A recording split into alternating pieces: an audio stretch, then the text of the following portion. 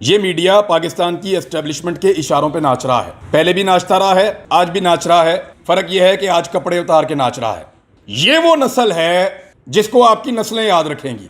थोड़े दिन पहले एक खबर फैलाई गई कि शहबाज शरीफ को वजीर आजम हाउस में चपेड़े पड़ी हैं। मैंने सख्त अल्फाज में इसकी मुखालफत की थी कि कौन है, किसकी जुर्रत है जो वजीर आजम को चपेड़े मारे।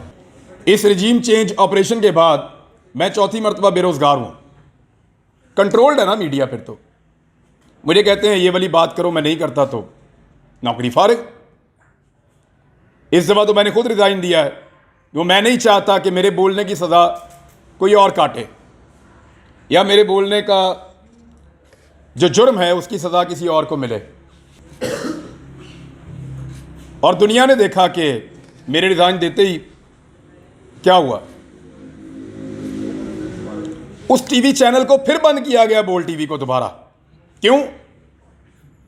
वो कंट्रोल नहीं हो रहे। एक दो टीवी चैनल्स को छोड़ के आपके बाकी सारे टीवी चैनल्स कंट्रोल हो चुके हैं, क्योंकि रिजीम चेंज करने वालों ने फैसला किया था कि ये अब पसंद नहीं है, इसको निकालो और एक अच्छा वाला पपेट लेकर आओ, एक अच्छा वाला मोहरा लेकर आओ, उसको चलाएंगे, उससे काम लेंगे। तो जब रिजीम चेंज हो गया तो उसके बाद अब आटा महंगा थोड़ी होगा, पेट्रोल महंगा थोड़ी होगा, बिजली महंगी थोड़ी होगी। ये बात रवायती मीडिया को अपने आप से पूछनी चाहिए कि क्या वो वही रिपोर्टिंग कर रहे हैं जो वो रिजीम चेंज से पहले कर रहे थे। अगर तो वो नहीं कर रहे तो इसका मतलब है कि मीडिया कंट्रोल्ड है।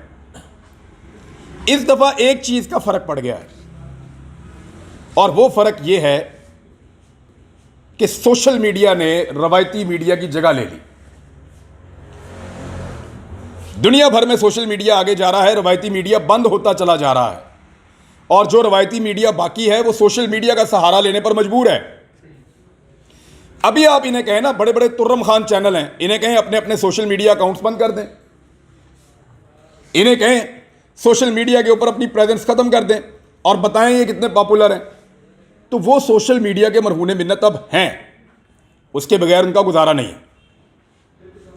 तो सोशल मीडिया के ऊपर एक और बड़ी इंटरेस्टिंग चीज़ है, यही टीवी चैनल अपने टीवी के ऊपर खबर कुछ और देते हैं, सोशल मीडिया पे कुछ और देते हैं।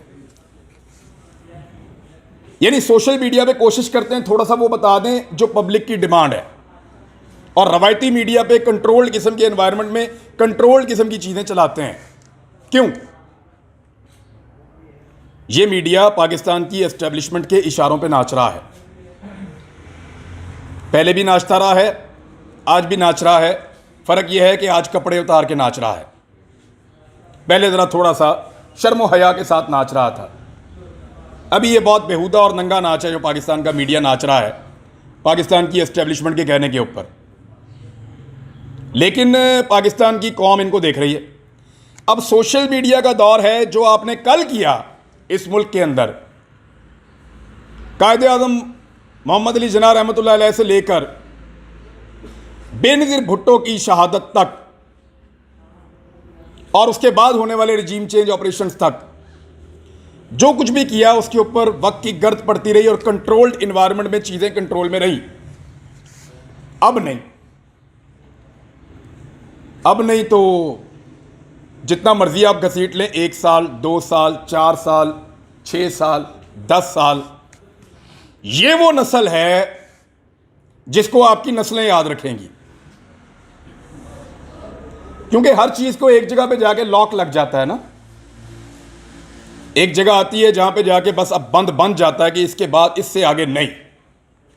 वो वाला नहीं, मुझे ऐसा महसूस होता है कि वो आ गया है। मुझे लगता है कि पाकिस्तानी अपने फैसले करने में आज़ादी से सोचना शुरू हो गए हैं। यही मीडिया कल तक बाकी पॉलिटिकल पार्टीज़ की एहतजाजी रैलियों को, जलसों को, पथराव को, पुलिस के साथ तसादुम को ग्लोरीफाई करता था। ग्लोरीफाई। आज यार एक पॉलिटिकल पार्टी है, उसको ये मीडिया दहशतगर्द बनाना चाहता है, लेकिन बन नहीं रहा। क्योंकि बयानियाँ बनाने का काम जो कल तक मीडिया के पास था पाकिस्तान के, और एस्टेब्लिशमेंट की ख्वाहिश पे बयानियाँ बना करता था, आज वो बयानिया पाकिस्तान के डिजिटल मीडिया पे बन रहा है। तो डिजिटल मीडिया के जो प्लेटफॉर्म्स हैं उन्हें इकट्ठे होना चाहिए। मैंने अरशद शरीफ भाई को फ़ोन किया, मैंने उन्हें कहा कि अरशद भाई आप अपना सोशल मीडिया के ऊपर एक व्लॉग शुरू करें। He was not in Pakistan. तो उन्होंने मुझे कहा कि वो मेरा फील्ड नहीं है, मैंने कभी किया नहीं है और मुझे उसके बारे में ज़्यादा पता भी नहीं है। तो मैंने अरशद भाई से कहा, मैंने कहा आप करें अरशद भाई, इसके कुछ फ़ायदे होंगे। नंबर 1, जो लोग आपको चुप करवाना चाहते हैं वो नाकाम हो जाएंगे। नंबर 2, आपके अंदर जो एक जर्नलिस्ट का कथारसिस यही होता है कि वो बोले और बात बताए। एक जर्नलिस्ट जो है उसको तकलीफ यही होती है कि उसकी आवाज़ पहुंचनी चाहिए। मैंने कहा आपको एक इनर पीस भी होगा कि जो आप कहना चाहते हैं वो आप कह रहे हैं और बात लोगों तक पहुंच रही है। 2 चीज़ें। तीसरा, मैंने उन्हें कहा कि ये पता चलना चाहिए कि हम में और मुल्क दुश्मनों में बहुत फ़र्क है।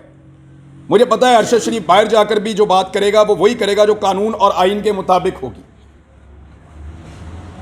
अरशद शरीफ ने बाहर जाके कोई पाकिस्तान का गद्दार नहीं बन जाना था। तो इससे सबक हासिल होना चाहिए एस्टेब्लिशमेंट को भी कि उसने वही बात की जो वो पाकिस्तान में बैठकर कर रहा था। आज साबिर शाकिर ने जितनी बात की है पाकिस्तान से बाहर, जितने भी लोग हैं आप उठाएं, क्या वो पाकिस्तान में भी ऐसी ही बात नहीं करते थे? क्या उनका रवैया बदल गया? क्या वो गालियां दे रहे हैं?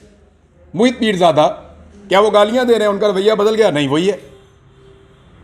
तो ये जो कंट्रोल करने की एक कोशिश थी ना, इसको सोशल मीडिया ने नाकाम बनाया है। हमारे पास एक नया हथियार है, लेकिन इस नए हथियार के साथ नई जिम्मेदारियां भी हैं।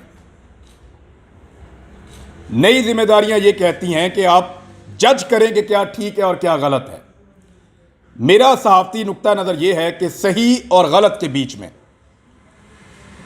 अगर तो मेरे दिमाग के अंदर कोई घंटी मौजूद है और वो बज रही है तो वो मुझे बताएगी कि सही क्या और गलत क्या है।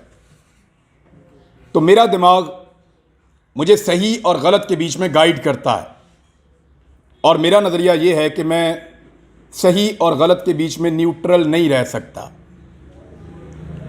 थोड़े दिन पहले एक खबर फैलाई गई कि शहबाज शरीफ को वज़ीर आज़म हाउस में चपेड़े पड़ी हैं। याद होगा आप लोगों को। मैंने सख्त अल्फाज में इसकी मुखालफत की थी कि कौन है, किसकी जुर्रत है जो वज़ीर आज़म को चपेड़े मारे। ये खबरें अपना खौफ फैलाने के लिए फैलाई जाती हैं। वो लोग ये चाहते हैं कि सब उनसे डरें, लेकिन जो लोग अल्लाह से डरते हैं वो फिर किसी और से नहीं डरते। ज़िंदगी, आपका रिस्क, आपकी इज़्ज़त, आपकी औलाद, ये सारी चीज़ें अल्लाह रब्बुल इज़्ज़त के पास हैं। कोई ज़मीन पर बैठा हुआ फ़िरौन या ज़मीनी खुदा इनका फ़ैसला नहीं कर सकता।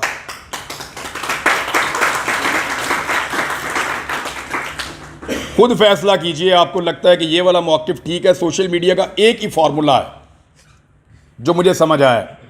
रवायती मीडिया ने हमें बैलेंस करने के नाम के ऊपर बहुत खबार किया है पाकिस्तानियों को कि जी मैं बैलेंस कर रहे हैं। पता है एंकर को वो सच बोल रहा है, ये झूठ बोल रहा है, फिर झूठे और सच्चे के बीच में बैलेंस क्रिएट कर रहा है। नहीं होना चाहिए भाई। वो पता है सच बोल रहा है, खुद खड़ा होकर देख रहा था वहां पे, साफी है, अपनी आंखों से देखा हुआ, पता है वो सच बोल रहा है, पता है ये झूठ बोल रहा है, पता है 55 रुपए का आटा बहुत महंगा था, पता है 155 रुपए का बहुत सस्ता है, फिर बैलेंस कर रहा है। तो ये वाला बैलेंस मेरे से तो नहीं होता। और याद रखिएगा, सोशल मीडिया पे कामयाबी का सिर्फ एक रास्ता है कि कन्विक्शन के साथ बोलो। जो बात करो उसके ऊपर आपको खुद पूरा यकीन होना चाहिए। आपकी बॉडी, आपकी आंखें, आपकी जुबान एक बात कर रही हो, अलग अलग बात ना कर रही हो। किसी एजेंडे पे जाने की बजाय खुद फैसला करो क्या ठीक है और क्या गलत है और उसके ऊपर चलो। तो सोशल मीडिया पे आपको बैलेंस क्रिएट नहीं करना। आपको सही और गलत का फैसला करके जो आपकी दानिश में ठीक है उसके साथ खड़े हो जाना, डट कर। मुझे तो लगता है कि इससे आपको कामयाबी मिलेगी। थैंक यू वेरी मच, बहुत शुक्रिया। अस्सलाम वालेकुम।